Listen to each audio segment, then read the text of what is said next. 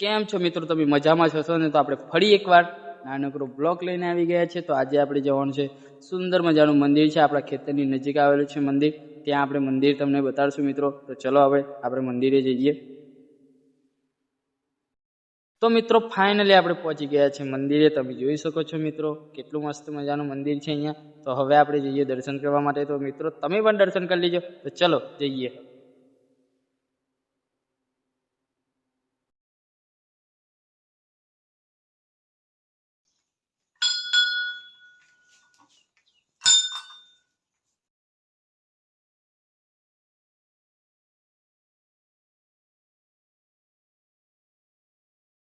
તો મિત્રો આપણે દર્શન કરી લીધા છે અને આ મંદિર કુંપા મહારાજના તરીકે અહીંયા નજીકના ગામડામાં જાણવામાં આવે છે મિત્રો. અને અહીંયાથી આપણે જઈશું આપણા ખેતર, કેમ કે અહીંયા રસ્તામાં જ આપણું ખેતર આવે છે મિત્રો. તો જઈએ, કેમ કે ઘણા સમયથી આપણે ખેતર આવ્યા નથી અને કપાસ બપાસ કેવો થયો છે તે પણ આપણે જોઈ લઈએ મિત્રો. તો ચલો આપણે જઈએ આપણા ખેતર. તો મિત્રો આ છે આપણો તલાવ. અહીંયાથી આપણા ખેતરમાં આપણે પાણી લઈએ છીએ. પણ મિત્રો અહીંયા એક કારણ છે કે અહીંયા દિવાળી લગીને જ પાણી રહી છે, એટલે આપણે ઉનાળામાં આપણે કઈ ખેતી કરી શકતા નથી. તો એના કારણે આપણા ખેતરમાં બોર પણ મુકાયેલો છે મિત્રો.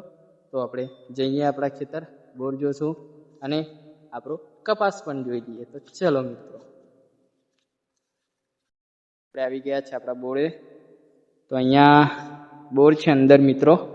તો એને આપણે ઢાંકી દીધો છે, કેમ કે કોઈ અંદર પથ્થર ના નાખી જાય એના કારણે. એટલે ઉપરથી આપણે કાંટા બાટા મૂકી દીધા છે મિત્રો. અને આ છે આપણા લાઇટના થાંભળા. એ પણ વાયર બધું કમ્પ્લીટ થઈ ગયું છે મિત્રો. ખાલી ડીપી આવવાની જ વાર છે. હવે ડીપી આવી જાય એટલે અહીંયા સાફ સફાઈ કરીને આપણે અંદર મોટર પણ ઉતારી દઈશું મિત્રો. અને આ છે આપણી છાપડી સુંદર મજાની. ઉપર ચડીને આપણે તમને બતાડશું નજારો કંઈ ખેતરનો. તો ચલો.